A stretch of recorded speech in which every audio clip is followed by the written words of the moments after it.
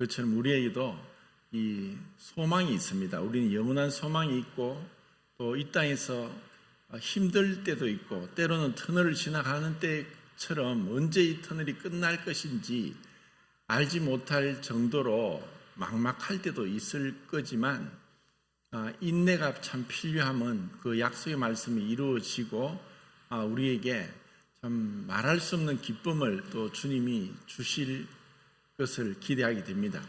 오늘 요한복음 15장 7절 8절에서 주님 안에 거하는 삶이라는 제목으로 교제하겠습니다. 우선 요한복음 15장 7절 8절 두 절입니다. 같이 한 목소리를 읽겠습니다. 시작.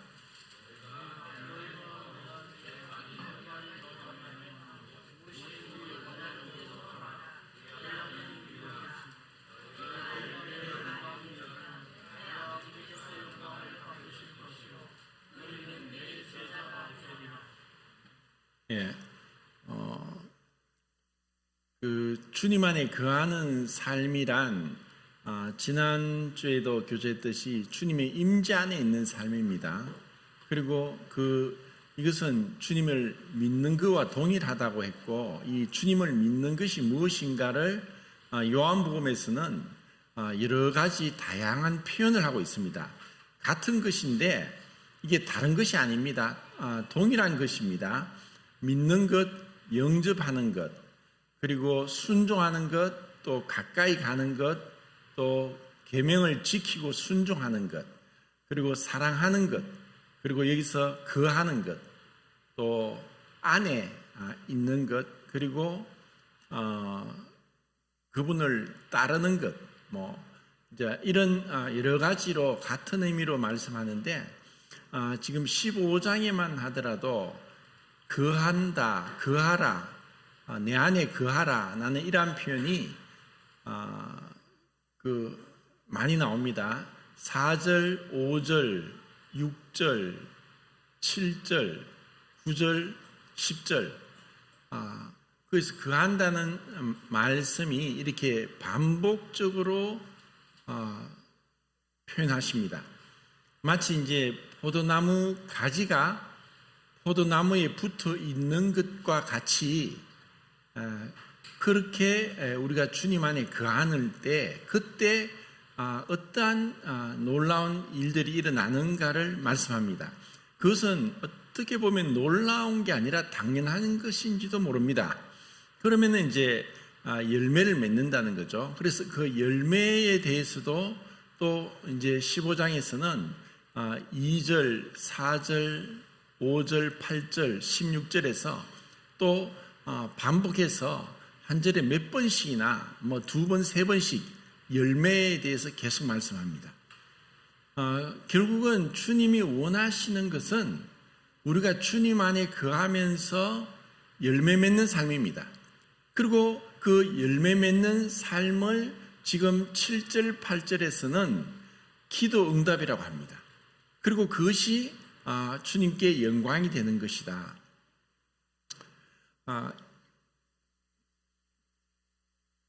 믿는다고 하면서 그 기도에 대한 능력을 체험하지 못하고 또 이 기도를 배우지 못한다는 것은 영적인 성장이 멈추는 것이고 또 열매를 맺지 못하는 것입니다. 이 기도는 지금 이제 저는 이 말씀을 이런 말씀들이 계속 반복되어 나오거든요. 너희가 기도한 것은 받은 줄 믿으라. 마가복음 11장 24절 말씀도 그 유명한 말씀이죠. 그러니까 기도한 것은 받은 줄로 믿으라. 그러면 그대로 될 것이다. 이거는 주님 안에서 영적인 로또 복권입니다. 이 세상 사람들이 그 복권에 당첨되기 위해서 그 복권에 당첨되는 그 확률로 따지면 860만 분의 1인가 그 정도 된다고 하는데 그런데 860만 분의 1이나 되는 정말 너무너무 그 미약한 확률을 바라보고 로또 복권을 계속 산 사람이 있어요. 그리고 평생 한 번도 당첨 못 되는 사람도 부지기 있습니다. 그런데 예수님은 우리에게 이렇게 엄청난 말씀을 하셨어요. 내 안에 거하라. 내 말이 너희 안에 거하면 무엇이든지 원하는 대로 이루어질 것이다 라는 이 확실한 약속의 말씀을 주신 거예요. 이것을 대부분의 그리스도인들이 경험하지 못해요. 그리고 기도를 하는 것에 대해서 사실 기도보다 쉽게 또 할 수 있는 게 없지만 어떤 부분에서는 기도보다 어려운 게 없는 것 같습니다. 정말 기도는 뭐 특별하게 믿음이 좋은 사람, 그리고 많은 어떤 성경적인 지식도 있고 또 연륜도 많이 쌓인 사람이 하는 것이다. 그러니까 예수님을 믿고 나서 이러한 기도의 응답을 받은 것에 대한 경험이 없을 경우에는 기도의 매력, 기도의 능력을 알지 못합니다.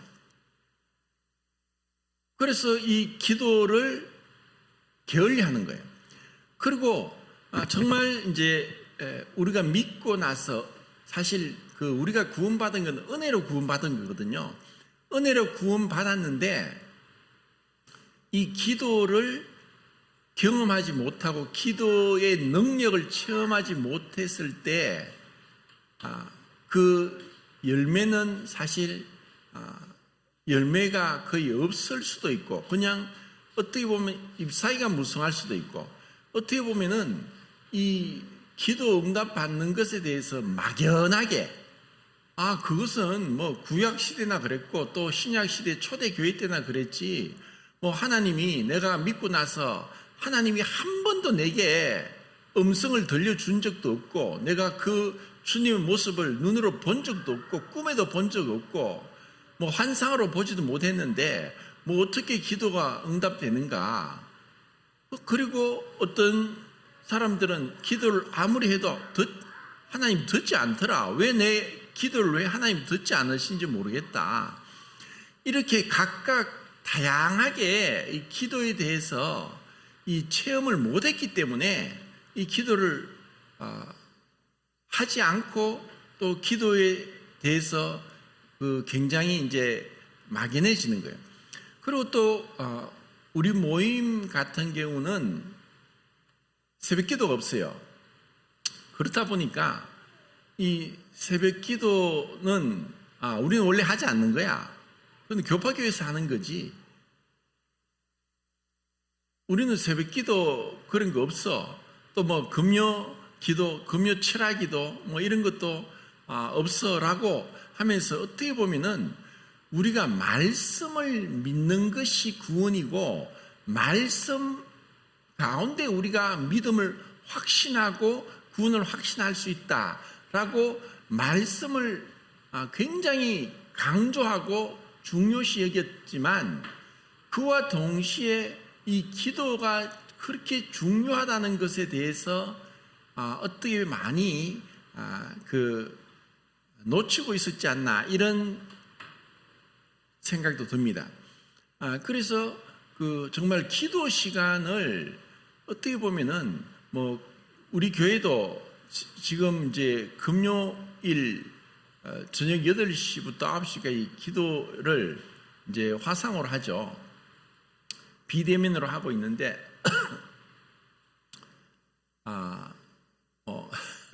몇 명만 지금 참석하고 있어요. 기도는 어렵다. 힘들다. 뭐 그 기도를 안 해도 살 수 있다. 뭐 기도 안 하고 나는 그래도 믿음 생활 잘하고 있다. 문제 없다. 자, 이렇게 이제 생각하고 어떻게 보면 훈련이 되지 않았고 이런 부분에 있어서 사실 우리가 이게 좀 성도가 좀 몇백 명 이상 되고 막 이렇게 됐을 때 그 대중 속에서 그냥 내가 특별히 드러나지 않아도 되고 이렇게 될 때 어떤 같이 하는 어떤 그룹 기도라든지 아니면은 같이 뭐 소수로 하는 어떤 성경 말씀 교제라든지 이러한 부분에 소홀해질 수 있어요. 그리고 이것을 정말 중요한 것은 우리가 이런 이 기도와 그 교제를 통해서 어떻게 보면은 우리 자신이 주님 앞에서 그 정결하게 성별되면서 더 가까이 나갈 수 있도록 하는 건데 이것을 모를 수 있어요. 그리고 또 이 기도가 또 얼마나 또 어렵게 여겨지고 정말 쉬운 건데도 어렵게 여겨지고 하지 못하는 것은 우리의 고집과 교만입니다. 하나님은 우리의 이 고집스러운 이 교만을 알고 계세요. 그렇기 때문에 우리에게 막 어려움을 굉장히 어떤 고난도의 어려움을 주시기도 하고 때로는 어떤 육체의 건강이나 아니면 경제적인 어려움이나 아니면 인간관계에 있어서 어려움이나 이런 것들을 우리가 이제 맞닥뜨리게 되면은 막 어떻게 보면 자기 할 수 있는 방법을 다 하다가 계속 이런 어려움이 오면은 하나님께서 우리에게 무릎 꿇고 그분께 나오도록 하기 위한 그 하나의 그 과정과 수단으로서 그렇게 하시는데 그런데도 깨닫지 못하고 기도하지 않는 게 우리의 불신이고 무지함이고 교만입니다. 정말 하나님께 나오면은 주님이 이렇게 말씀하시거든요. 내 안에 거해라. 내 말이 너희 안에 거하면 무엇이든지 기도하는 것을 내가 응답해 주겠다. 이것은 전능하신 전지하신 하나님의 약속의 말씀이에요. 그런데 이것을 경험하지 못하는 거죠. 왜냐하면 정말 간절하게 그게 우리가 믿었다고 하는 것은 믿음이란 끊임없는 그 믿음의 본질은 뭐라고 했던가요? 자기 부인이라고 했죠. 자기 부인이 뭡니까? 자기 부인은 현실 상황 속에서의 문제를 보는 게 아니라 그 배후에 계신 주님을 바라보는 거예요. 그게 자기 부인이에요.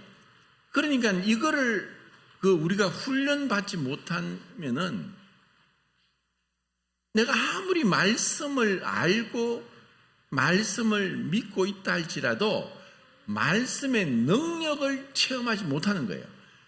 기도와 말씀은 분리할 수 없는 거예요.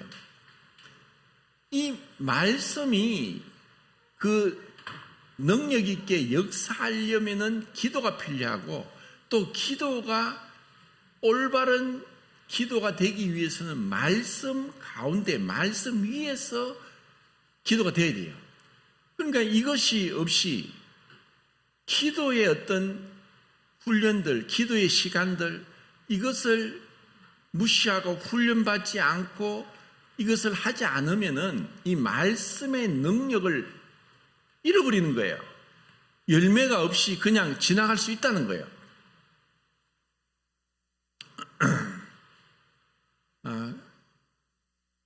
그래서 제가 이 기도가 무엇인가? 흔히 그런 말 하죠.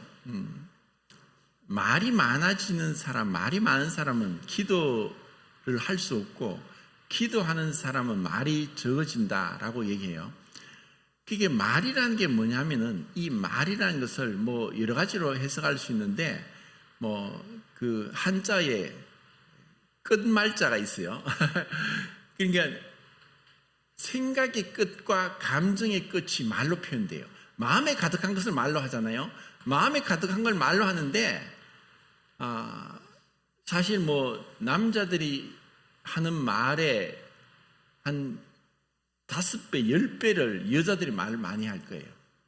스트레스 받으면 뭐라도 얘기를 하고, 그리고 평상시에도 별것 아닌 것 가지고 사소한 가지고 계속 얘기를 하는 본성을 가진 자가 여자들입니다.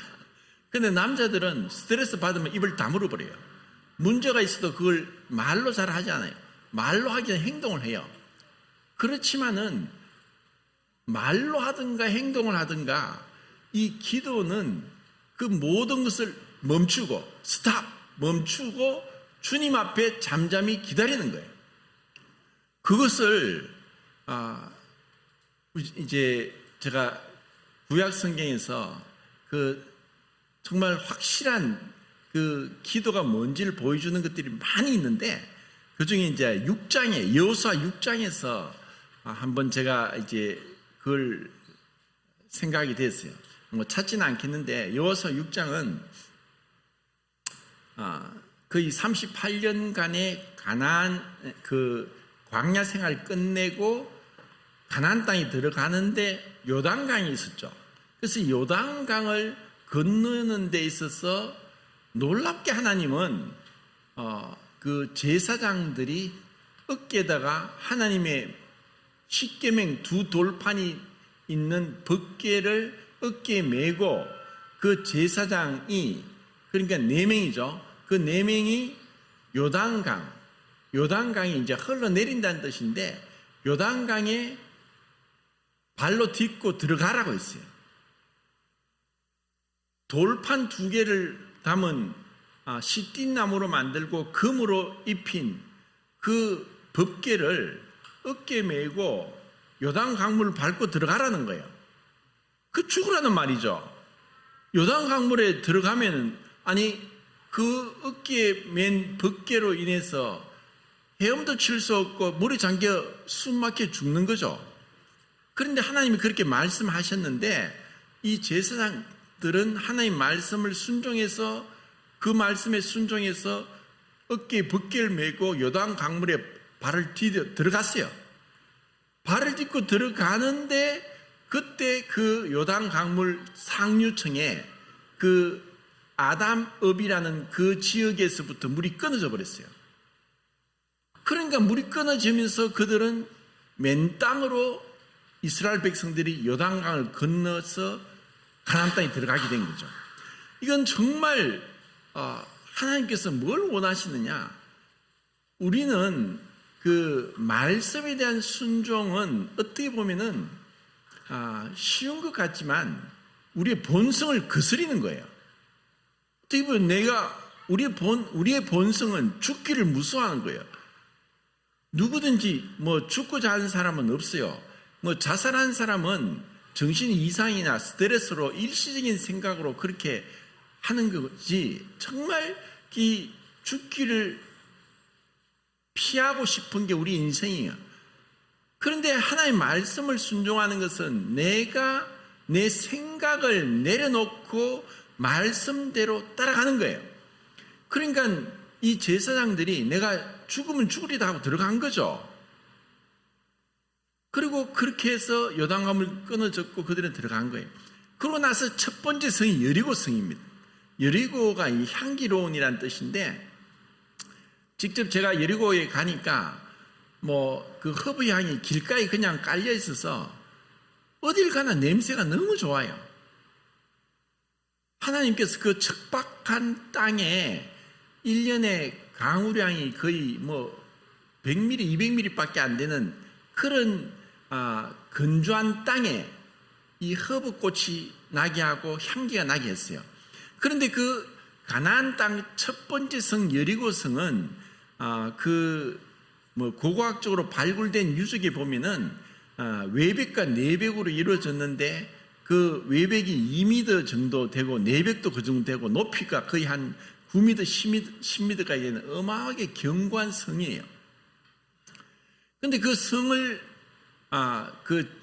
공격하는 데 있어서 하나님께서 이상한, 정말 말도 안 되는 거짓말 같고 우스꽝스러운, 정말 바보 같은 그러한 그 명령을 내리시는 거예요. 그러니까 그 견고한 그 여리고성은 굳게 잠겼다. 그들은 어떤 방을 했냐? 그 성 가운데서 지키는 거예요. 왜냐하면 성이 너무너무 견고하니까 나가서 이스라엘 백성과 싸우지도 않고 성을 굳건하게 지키면 이스라엘 백성이 지쳐서 더 이상 공격하지 못할 것이다. 아니면 그 성에서부터 또 방어하기 위해서 공격을 할 수 있으니까 보통 우리나라의 전쟁이 그렇게 성을 중심으로 전쟁이 일어났죠. 그런데 이제 그 여리고 성을 두고 하나님이 명령하신 것은 무장한 군인이 앞에 가고 그 뒤에 벗개를 맨 그 벗개가 가고 그 뒤에 7명의 제사장이 양의 뿔을 양각 나팔을 불면서 가고 그 뒤에 백성들이 가면서 하루에 한 바퀴를 돌아라고 했어요. 하루에 한 바퀴 도는데 여호수아 6장 10절에 보면은 소리를 내지 말고 덜 내지 말고 아무 말도 하지 말고 하루에 한 바퀴씩 6일 동안 돌아라. 그리고 7째 날은 7바퀴 돌고 나서 일제히 야 하고 고함을 질러라 라고 했어요. 그러면 성벽이 무너질 것이다 라는 말씀을 하신 거예요. 이 말씀을 하기 전에 5장의 14절 15절을 보면은 여호수아가 이제 큰 여리고 성 함락을 앞두고 전쟁을 앞두고 군대 장관 여호와의 군대 장관이라고 여호수아 앞에 나타났어요. 제가 볼 때 이 여호와의 군대 장관은 예수님의 성육신 이전에 오신 그 예수님이라고 생각이 돼요. 그런데 그 여호와의 군대 장관 앞에 여호수아가 무릎 꿇었죠. 그리고 여호수아가 뭐라고 했냐면은 주여 종에게 무슨 말씀을 하려 하시나이까. 자, 여호수아는 이제 하나님 앞에 말씀을 듣기 위해서 종에게 말씀하십시오. 그럼 제가 순종하겠습니다 하는 그 자세가 되었어요. 그때 그 여호와의 군대 장관이 네 발에 신을 벗어라. 네가 선 곳은 거룩한 곳이다. 이 신발을 얘기하는 것은 신발은 우리의 소유를 얘기하는 거예요. 네 소유가를 내려놓아라. 그리고 네가 쓴 건 거룩한 땅이고 너의 것은 없고 다 하나님의 것이다.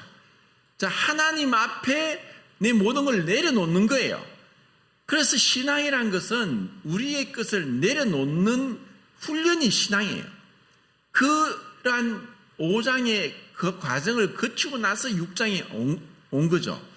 그런데 여기서 하나님 말씀에 이 견고한 여리고성을 보면서 그 이스라엘 백성들이 생각을 하죠. 왜냐하면 뭐 생각이 없는 사람이 없으니까 하나님이 그렇게 말씀하셔서 너희들은 아무 말도 하면 안 돼. 어떤 말도 입 밖에 내면 안 돼.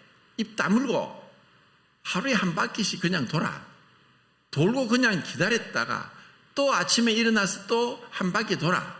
대신에 무장한 군인이 앞에 가고 여호와의 법궤가 가고 제사장이 7 나팔을 불고 뒤에 백성이 따라가는데 이거는 뭐 정말 뭐 만화 같은 얘기죠. 정말 여리고 성에서도 그 여리고 성 주민이 저걸 봤을 때 쟤들이 뭘 하냐? 쟤들이 뭐 정신이 이상한가? 저게 무슨 짓이냐? 그들이 생각할 때 얼마나 우스꽝스러운 일입니까? 이게 뭐 전쟁을 하는 것도 아니고 그것도 하루도 아니고 이틀도 아니고 일주일 동안 하는 거예요. 그런데 아무 말도 하면 안 된다는 거죠. 이게 쉬운 것 같습니까? 사람이 말을 안 하고 말을 하지 않고 입 다물게 하는 것보다 더 고문이 없어요. 말을 하지 않는다는 것은 하나님의 놀라운 지혜가 있어요. 만약에 그 6장 10절에 말하지 마라, 입 밖에도 말을 내지 말라는 그 말씀을 하지 않았다면 어떻게 될까요? 자, 그들이 이제 돌고 있어요. 성을 한 바퀴 도는데 우리 뭐 하는 짓이야? 야, 이렇게 한다고 저 견고한 여리고성이 무너지겠냐?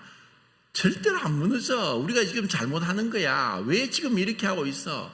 지금 어떻게 하든 저 여리고성을 함락할 그런 어떤 전쟁 준비를 해야지 이렇게 해서 어떻게 무너져? 말도 안 되는 거야 하고 한 사람이 누가 의심이 들어가 얘기를 하면은 그 의심은 전염병처럼 퍼지는 거예요. 누가 그 얘기하니까 진짜 그렇지. 우리가 뭐 하는 거야? 이게 말도 안 되는 거지. 아니 우리가 한 바퀴 도는데 겨우 한 바퀴밖에 안 도는데 어떻게 저 성이 무너지냐? 그리고 6일 동안 똑같이 그렇다고 해서 어떻게 저게 무너질 거냐? 이 말이 의심이 되면은 말을 계속 나와서 온 백성들이 다 의심하는 거예요. 그러면 그 온 백성이 의심하는 건 어떻게 되면 우리가 그 전에 봤죠.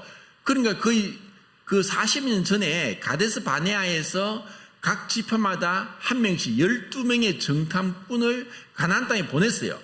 가나안 땅에 보내가 그 땅을 40일 동안 정탐하게 했어요. 그래 갔다 와서 가나안 땅이 어떤가 하고 보고를 하는데 그 여호수아, 그 에브라임 지파 여호수아와 유다 지파 갈렙만은 당장 우리가 들어가면 저들 우리 밥이다. 하나님 우리에게 주신 땅이다. 우리가 들어가면 우리가 다 저 가나안 땅을 차지할 수 있다 라고 했는데 10명의 정탐꾼은 안 돼. 우리는 저들 볼 때 우리는 메뚜기 같아. 저들은 장대하고 안악자손같이 거인이야. 그리고 그 성은 견고하고 우리는 도저히 저들 이길 수 없어. 우리는 저들과 상대가 안 돼. 우리는 저들이 밥에 불갈 뿐이야 하고 불평을 하니까 그 10명이 불평어린 말로 하니까 온 백성들이 밤새도록 울었어요. 이제 왜 우리가 그 애굽에서 나왔던가, 왜 우리가 그 애굽 땅에 있었으면은 그래도 고기도 먹고 파도 먹고 먹을 것 다 먹을 수 있었는데 왜 이곳까지 와서 이 고생을 하면서 저 무시무시한 가나안 땅에 그 7 족속들과 어떻게 싸우란 말인가 하고 밤새도록 통곡한 거예요. 그래서 하나님께서 그들의 불신, 그들의 원망으로 인해서 너희들이 40일 동안 정탐한 하루를 1년으로 계산해서 40년 동안 광야에서 뜨돌이 생활하면서 방황하도록 하나님이 징계를 내리신 거예요. 그래서 그들이 그냥 며칠 만이면 들어갈 그 가나안 땅을 40년 동안 방황한 거예요. 왜? 믿지 않았기 때문에. 하나님의 말씀을 믿지 않았기 때문에. 하나님께서 말씀을 믿으면 들어갈 수 있었는데 믿지 않아서 그런 거예요. 그러니까 이것을 알기 때문에 이 지금 여리고성을 도는데 너희들이 말하지 마. 입 밖에도 말을 하지 마. 그러니까 말을 하지 않으니까 그렇다고 생각 안 했겠어요? 그렇지만 내가 이것을 입 밖으로 불신을 내면은 그때 이것은 엄청난 전염이 되는 거예요. 말을 하지 않았죠. 그러니까 어떻게 보면은 여호수아가 돌 때는 말하지 않았겠지만 진중에 있을 동안에는 하나님 말씀 앞에 이미 그는 굴복했죠. 주여 종에게 무슨 말씀을 하려 하시나이까? 그 주님의 음성을 듣고자 하는 자세가 바로 기도인 거예요. 기도는 일방통이 아니에요.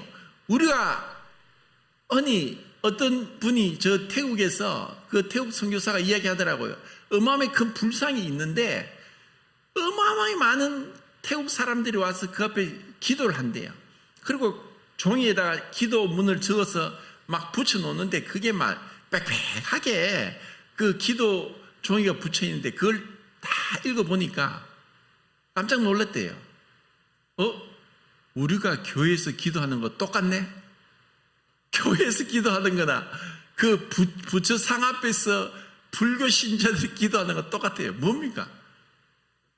잘 먹고 잘 살게 되는 거, 이 땅에서 건강하고 자식이 잘 되고 또 내 하는 사업이 잘 되고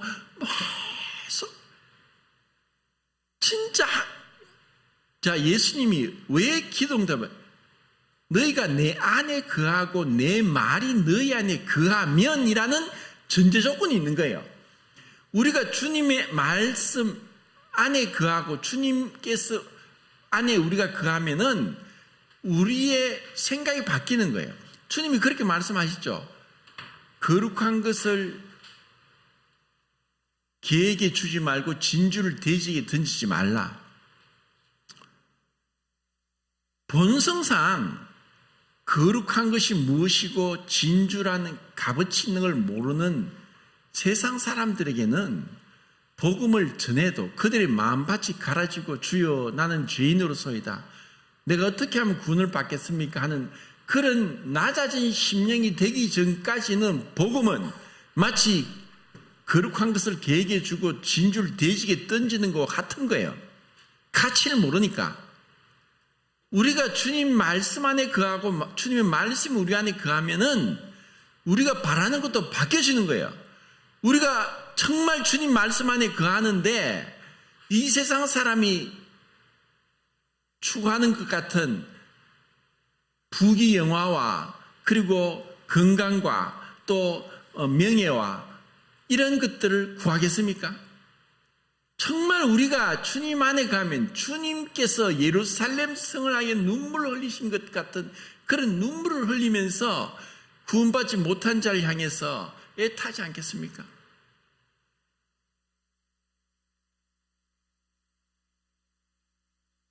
자, 기도는 정말 주님 앞에 기다리는 거예요. 그리고 그분 뜻을 알기 위해서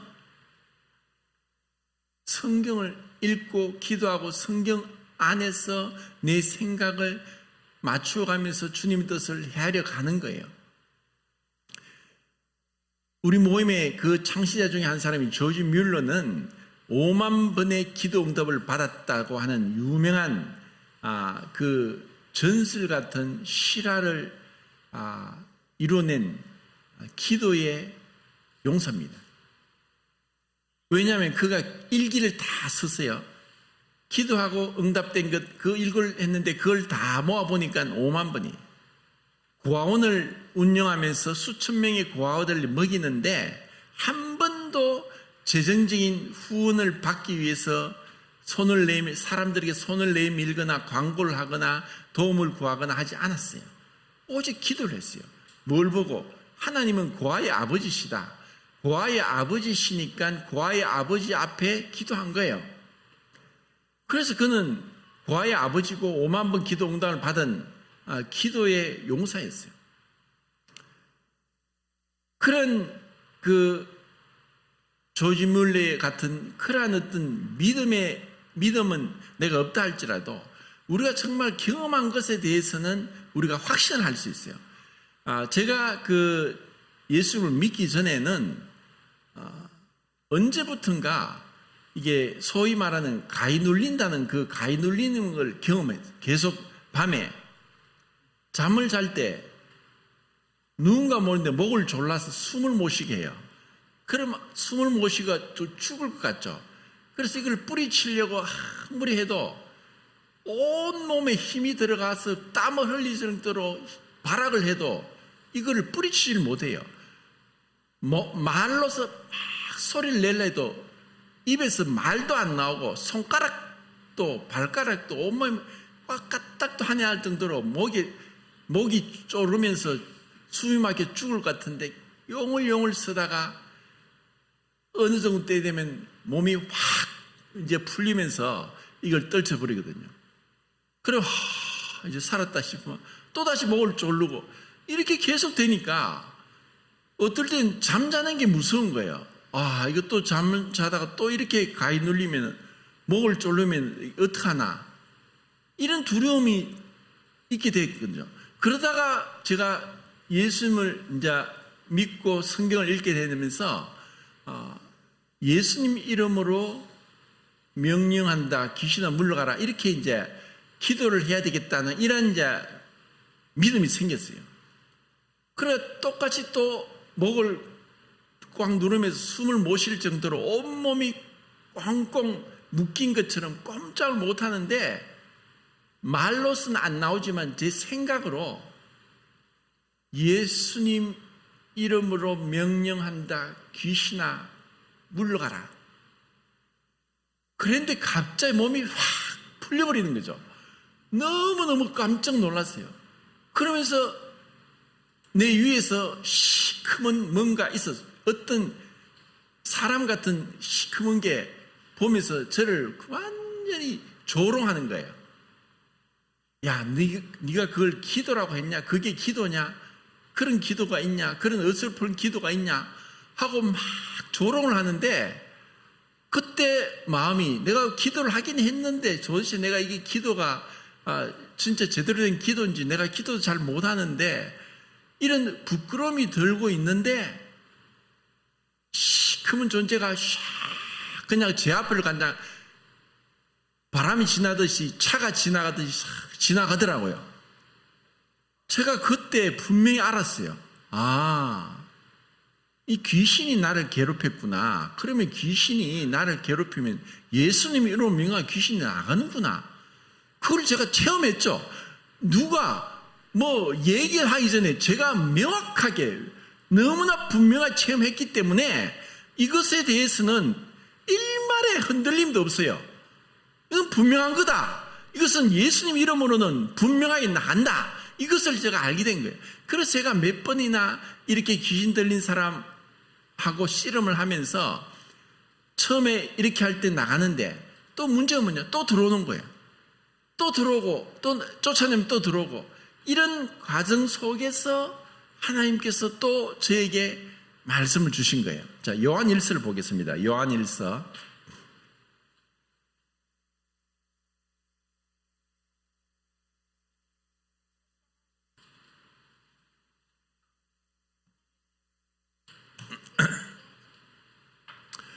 요한일서 3장 21절 22절 읽겠습니다. 21절 22절 시작.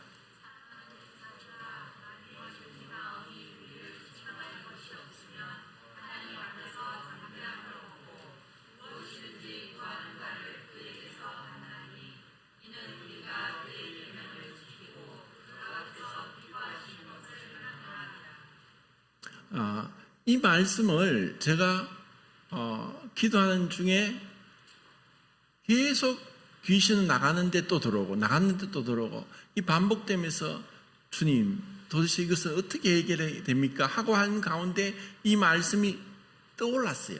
그래서 죄를 자백하고 마음속에 미움과 원망과 불평과 이런 마음에 있는 것들 다 예수님께 토해내고 자백하고, 그리고 예수님 이름으로 용서를 받은 것에 대해서 감사하고, 그러고 나서 이제는 분명하게 이 귀신이 더 이상 발붙이지 못하도록 담대해진 거예요.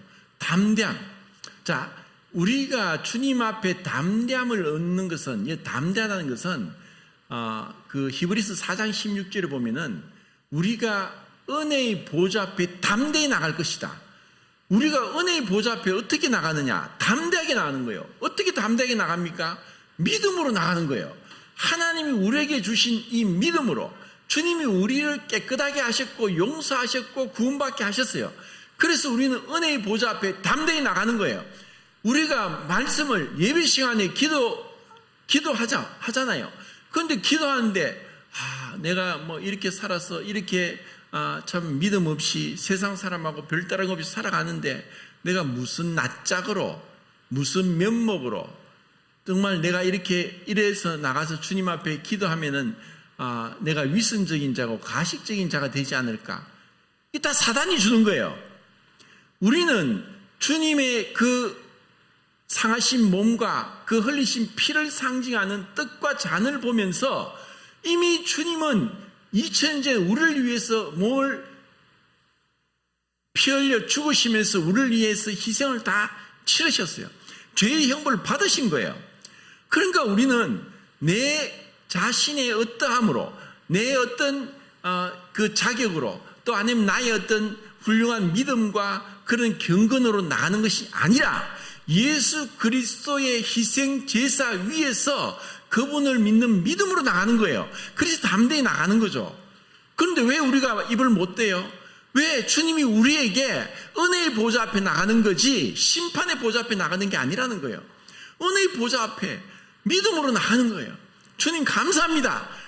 나 같은 죄인을 살리신 주님 감사합니다. 그 주님 앞에 담대하게 나가는 거예요.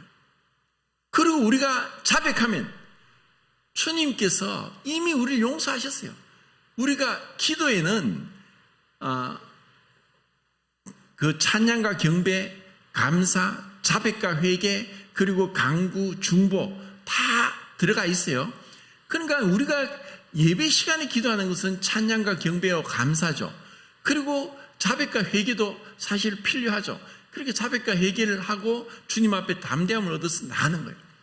그리고 그 주님의 오실 때에도 요한일서 2장 28절을 한번 볼까요? 2장 28절. 2장 28절. 시작.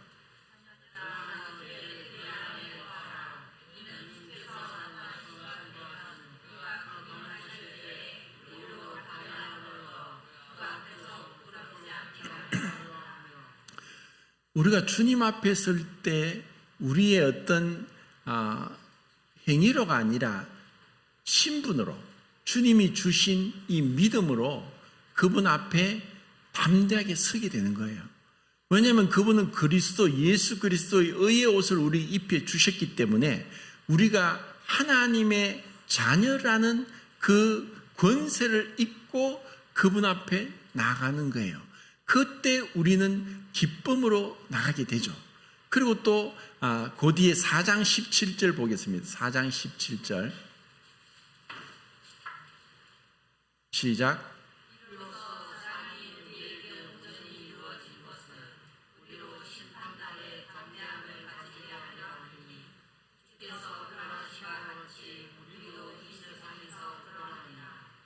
예, 심판날에 담대함을 얻는다. 이제 더 이상 심판받지 않는다. 자, 여기서 그 심판은 우리가 분명히 믿음으로 살지 못했음에도 불구하고 우리를 그 죄의 형벌로 인한 심판은 받지 않는다는 것을 말씀해요. 우리는 그런 심판 받지 않아요. 우리는 어떻게 보면은 믿는 자들이 믿지 않는 도덕주의자들이나 양심적인 자들보다도 못할 수도 있을지 모르지만 주님이 보시는 것은 그리스도의 피로 덧입혀지고 이미 그 형벌이 지나간 자들, 그러한 자들에게는 심판날 담대함을 주는 거예요. 그런 가운데 우리에게 이제 또 놀라운 담대함을 주시는 거예요. 그것이 5장 14절 15절입니다. 5장 14절 15절. 자, 읽겠습니다. 시작.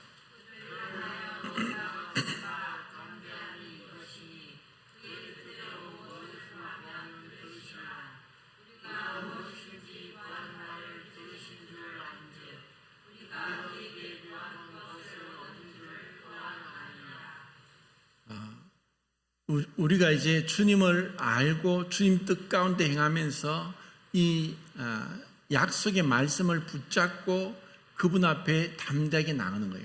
우리에게 이러한 담대함을 주셨어요. 그리고 이것을 통해서 이 세상 가운데서 이 포로된 자들, 가난한 자들, 눈먼 자들, 억압받는 자들에게 이 자유의 복음, 이 예수 그리스도의 이 복음을 통해서 그들에게 진정한 자유와 기쁨과 평강과 안식을 주게 하는 거예요. 우리가 이 일을 위해 부름을 받았어요. 그리고 이것은 우리의 능력이 아니라 주님의 이름의 능력이고 자기 이름을 위하여 의의 길로 우리를 인도하신도다.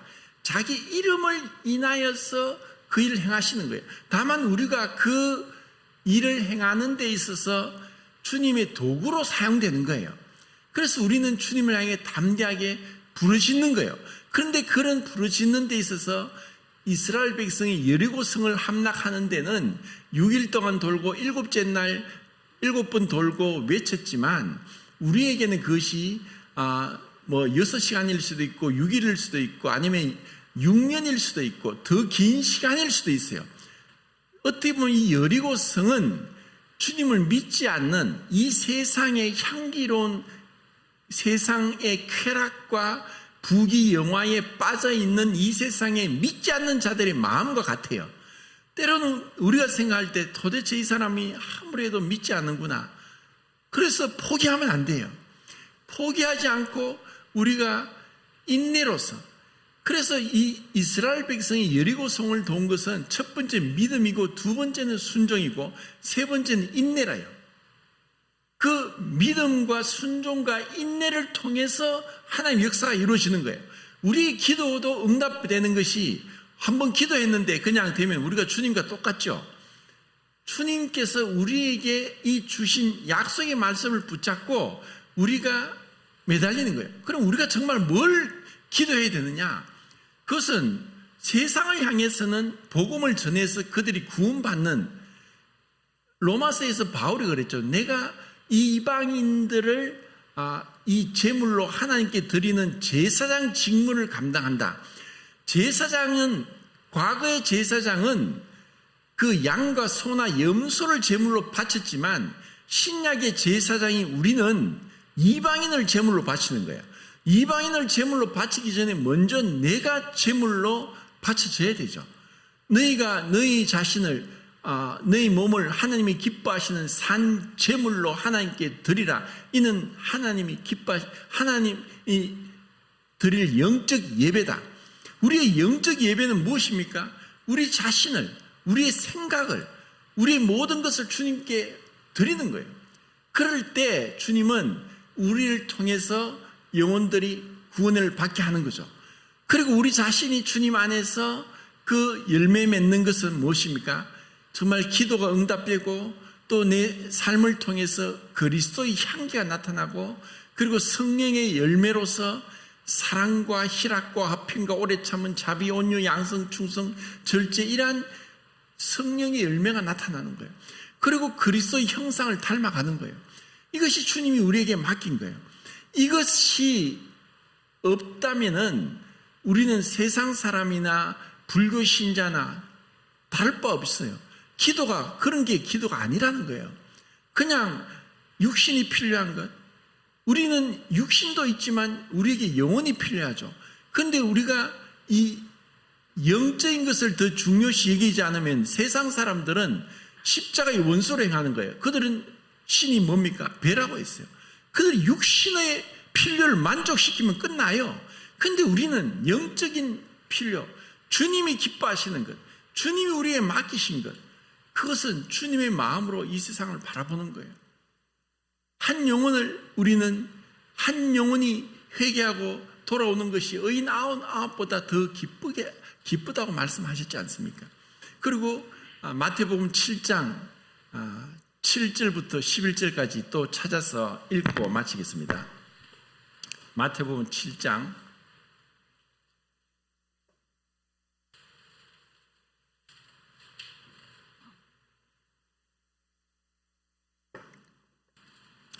7절부터 11절까지 시작.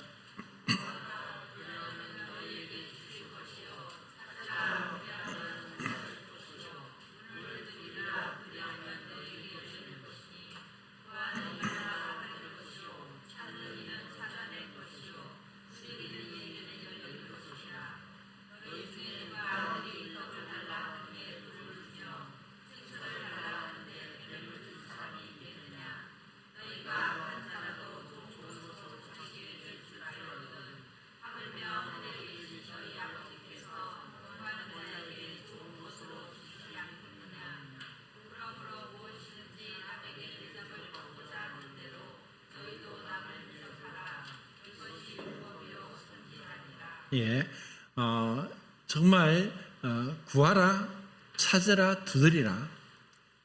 정말 우리가 이 땅에서 그 구하고 찾고 두드리는, 그러면은 주님께서 우리 구하는 것을 받게 하고 찾는 것을 찾게 하고 두드리게 문을 열리게 하시는 거예요. 그리고 정말 우리가 자식이 떡을 달라는데 돌을 주고 생선을 달라는데 뱀을 줄 사람이 있겠습니까? 우리가 악할지라도 자식이 좋은 것을 줄 줄 알거든. 하물며 하늘에 계신 우리 아버지께서, 그리고 그분이 우리의 하나님 아버지잖아요. 그분이 우리 아버지니까 그 아버지 앞에 자녀로서 믿음으로 나가는 거예요. 믿음으로 담대히 나가고 주님의 뜻 안에서 정말 우리의 생각이 말씀 가운데서 주님의 바라보는 눈으로 보는 거죠. 그러면 이 세상을 향해서 주님이 보시는 그 관점으로 세상 사람을 바라보고 그들에게 복음을 전하고 그리고 우리 자신이 주님 안에서 영적으로 성장하는 이러한 복된 삶이 되기를 정말 바랍니다. 이상입니다.